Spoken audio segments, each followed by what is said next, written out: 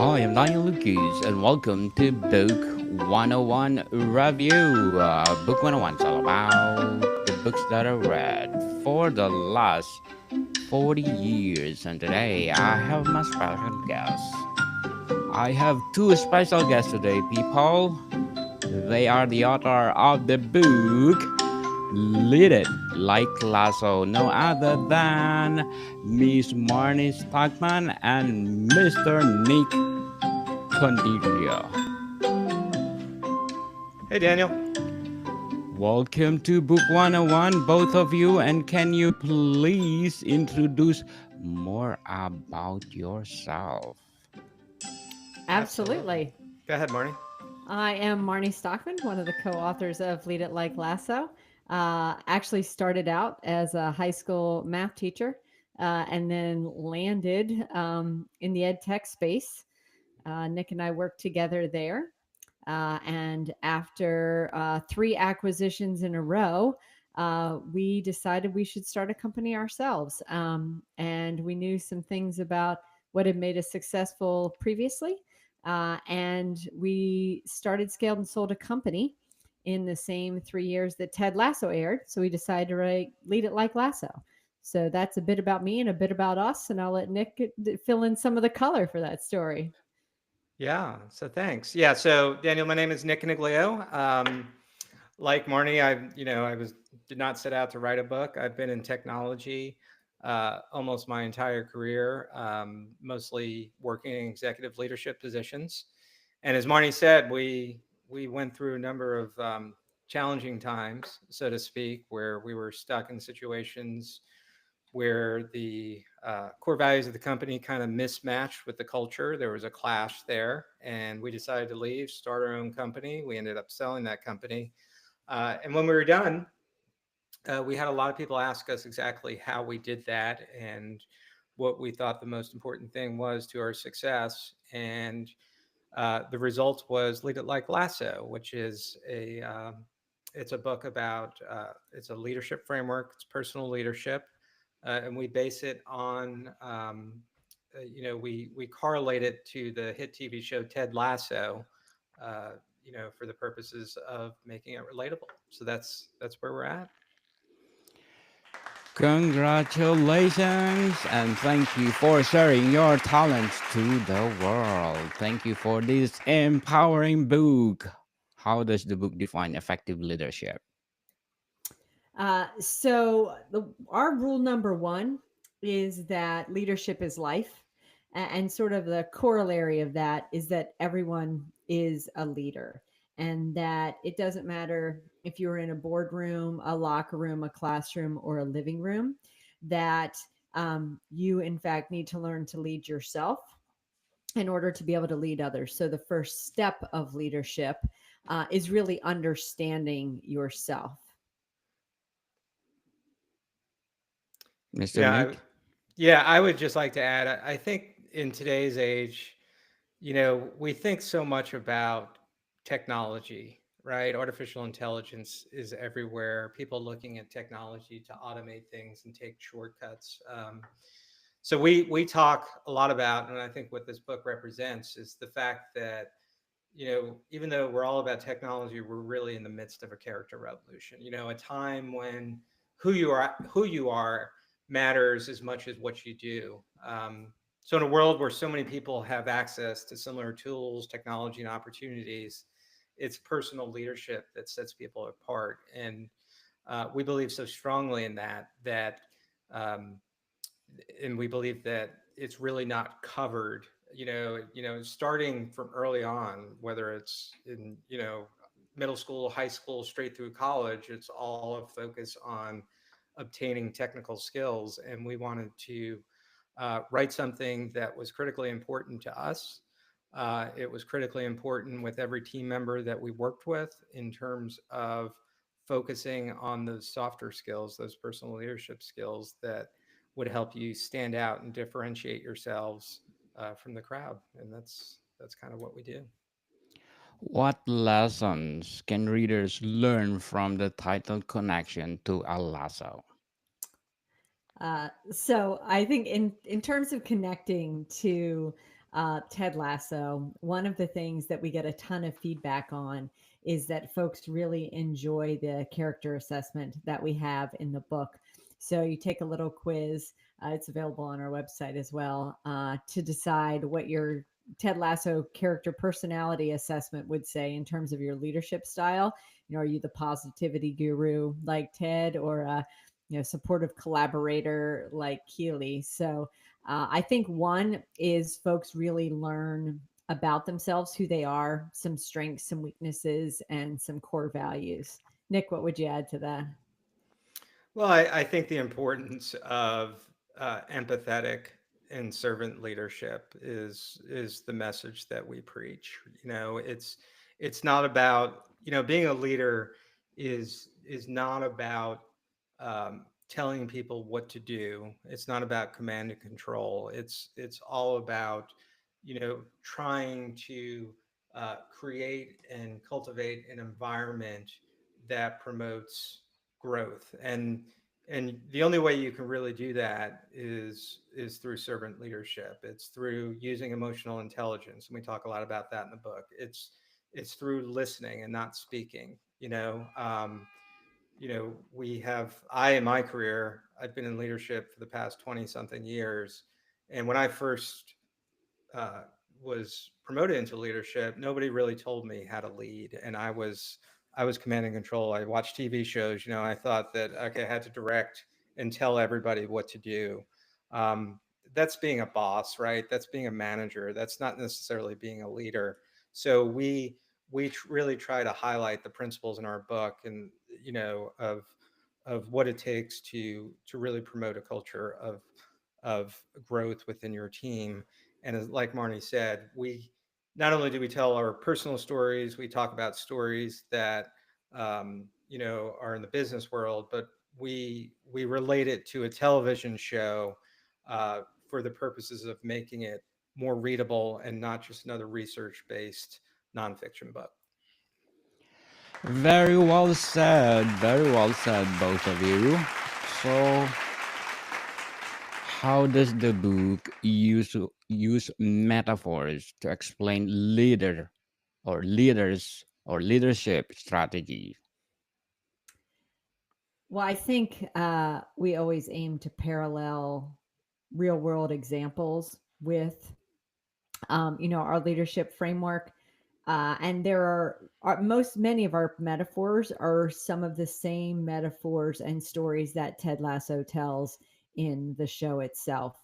So I think I can think of several of the scenes where we really relate, kind of what Ted has talked about to the show, to our own stories. Nick, I'm trying to think if I can come up with a Yeah, specific I metaphor. Like, think, like a big theme of the television show is and it was a famous quote that came out of the show, which is be curious, not judgmental, that's the one I was right? thinking And of. it's a perfect line to talk about, the act of listening as opposed to just judging, seeing things from other people's perspective. Another metaphor that we use, that, whether this is actually a metaphor or not, but another theme that we use is, it's the same but different. So we talk about our experience starting a company in an industry, in a space that we had never had any exposure to before, right? But it's different, but we took the same approach that has always made us successful. And that was one of the themes of the television show, in that Ted Lasso was an American football coach that went over to the UK to coach, soccer, European football. And he didn't know a thing about European football or soccer, right? But that didn't matter because his focus was on helping people become the best versions of themselves, building teams, building culture. Um, and we use a lot of those stories and references in our book and relate them um, to how to really enact it in real life. What qualities did you emphasize as essential for leaders?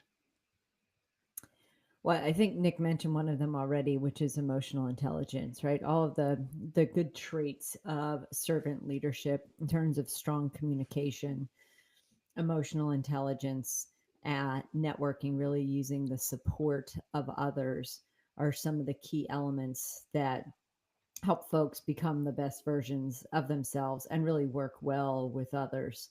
Those are the first three that come top of mind. Yeah, empathy, that goes along with it. Listening, Positivity, trust. yeah, Yeah. Yeah. listening. We talk a lot about trust. I don't think any of them come as a surprise, but I do think one thing that's a little bit different about our book is we don't just we don't just cite it and say this is how it should be. We provide activities for the consumer, the reader of the book, to actually go through this and like, in other words, another example is resilience, right? The ability to be adaptable and resilient. We provide frameworks and activities for people to actually work on becoming more resilient, and examples as well of how we've been resilient in our careers, and how other people that they've heard of, other corporate leaders or business leaders, have been resilient, and how that worked out for them. Are there specific examples or case studies used to illustrate leadership's principles?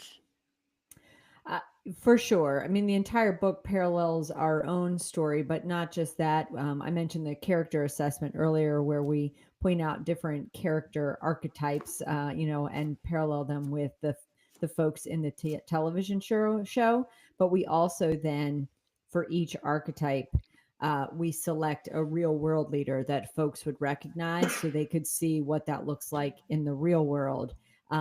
And then give examples of how they can implement some of the same types of strategies, strengths and weaknesses, etc. And then we also, I mean, just building on that. So in addition to, correlating to real world leaders, for example, when we start talking about adaptability and resilience, what I was just talking about, we will give a real world case study of maybe companies that weren't adaptable and resilient. Some that come to mind. I think we we included a case study around Sears and Roebuck, and for those familiar with that story, they were not adaptable and they were not resilient. Or we gave another example of Blockbuster, Blockbuster. right, and Netflix. An example of one company that was not adaptable at all and didn't show resilience, whereas Netflix, was very adaptable and resilient. And I think one of the powerful lessons that both Marty and I have experienced in our careers, and in every step along the way, is the power of a counterexample. So we not only give you examples of things that work, but we believe sometimes the best way to learn are looking at examples that don't work. And our book is kind of full of both of those things. How does Lead It Like Lasso address the challenges leaders face in dynamic environments? Well, I think by what Nick just said with the counterexamples, by demonstrating elements of bad leadership, you can also often see what that looks and feels like, right? If you see this type of situation, or feel a certain way, is the first thing that comes to mind.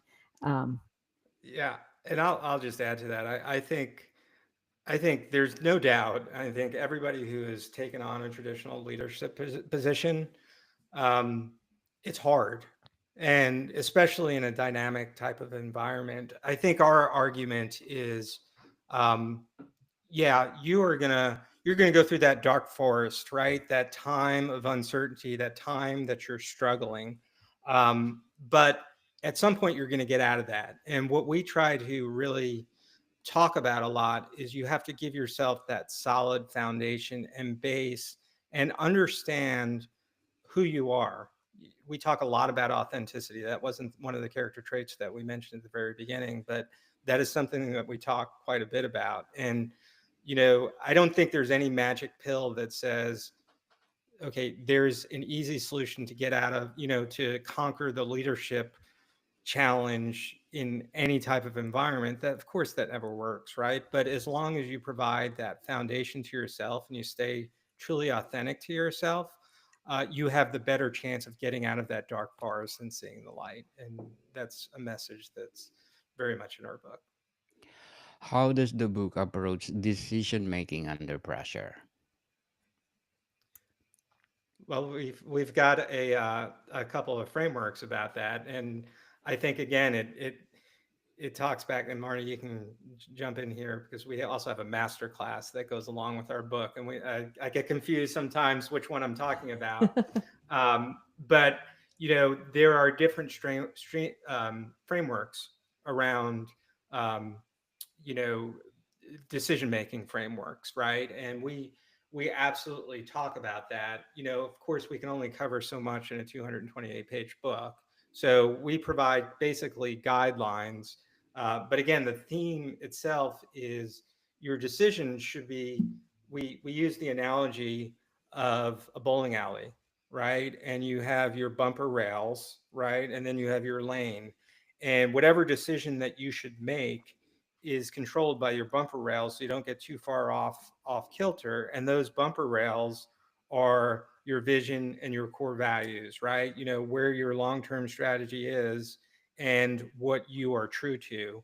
And your decision making, whether it's in a peaceful time or a very challenging time, should always stay within those guidelines. And that's something that we talk about. Marnie, what did I miss on that one?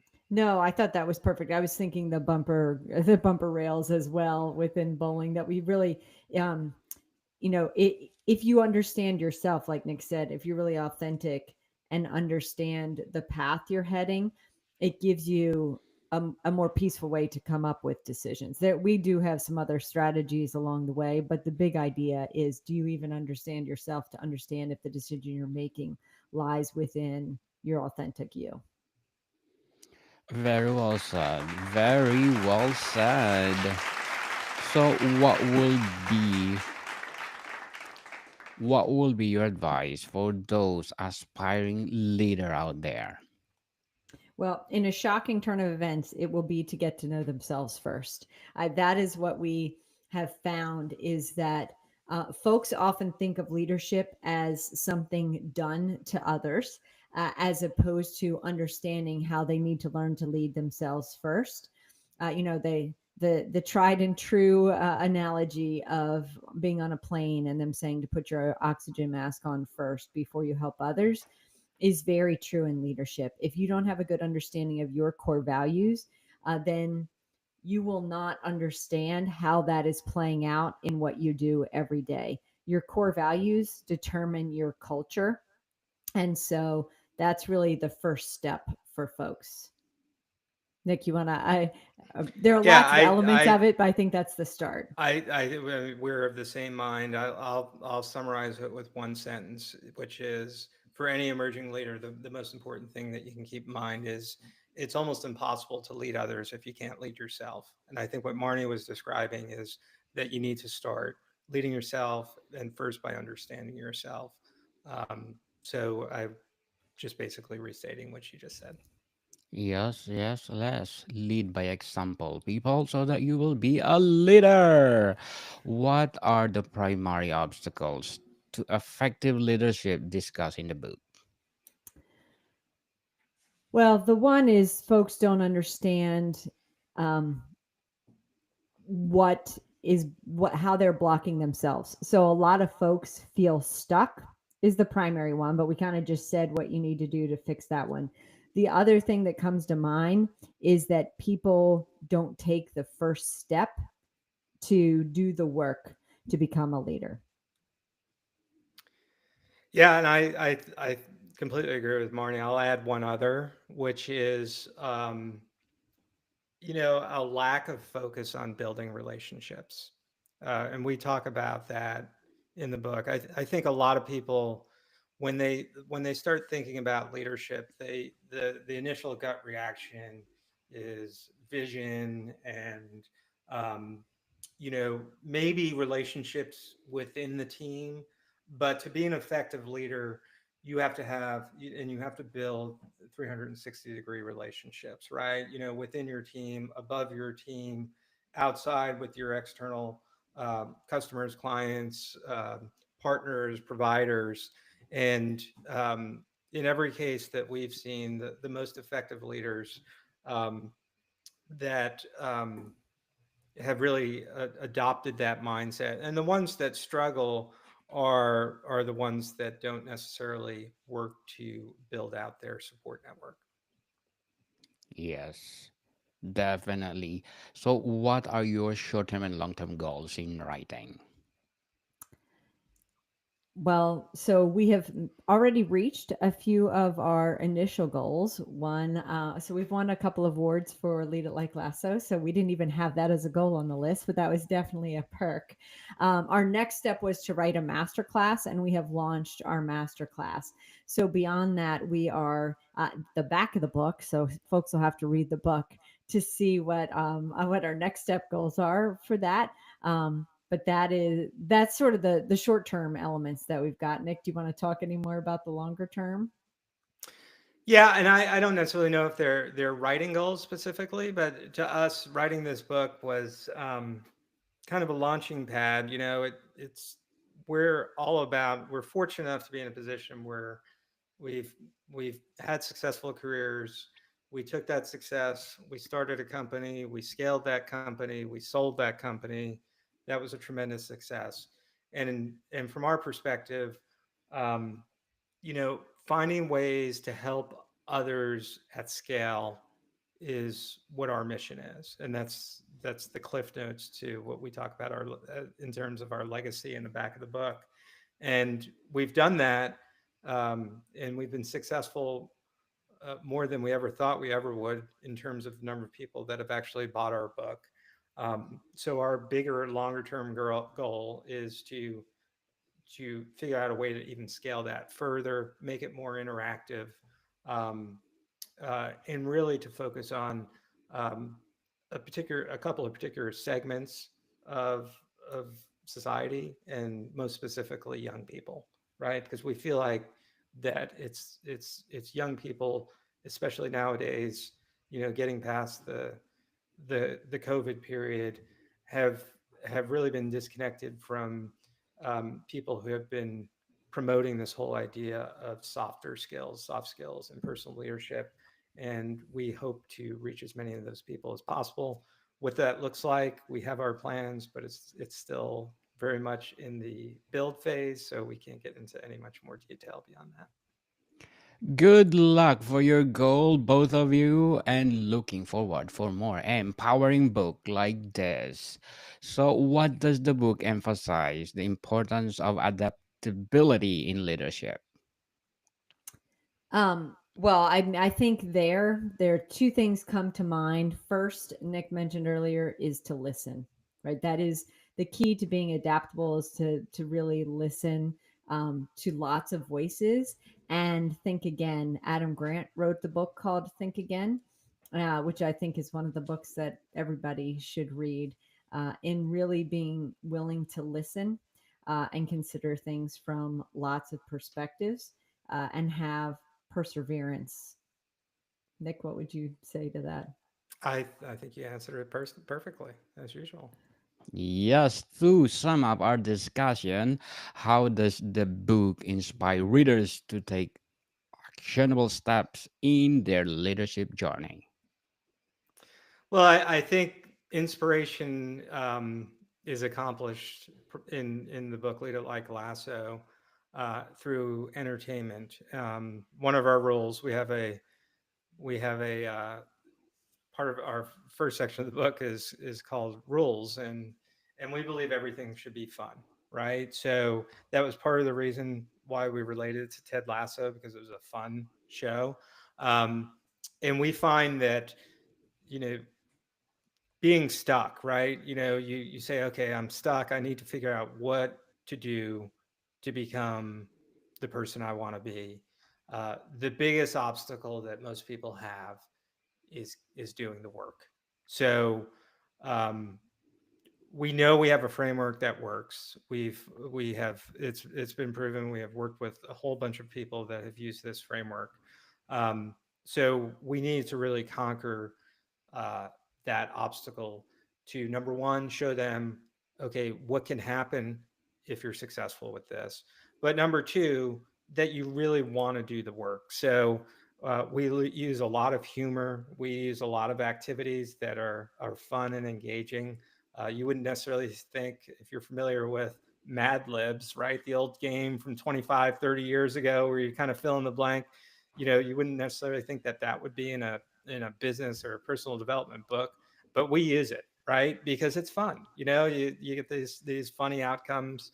Um, and I think that in and of itself, the feedback that we've gotten is the fact that it is engaging. It has inspired them to actually do the work, which was always the problem that they had when they started thinking about taking the journey of personal leadership. So, Miss Marnie and Mr. Nick, again, thank you so much for sharing your empowering books to the world. And can you Th- please invite our listeners to support this book? Thanks so Thank much you for so much, having us. Daniel. We will. Yes, and can you please invite them?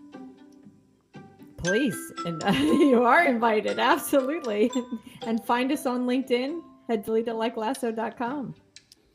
Yes, people, let's support them because if you support them, as I said, more empowering book like this to come.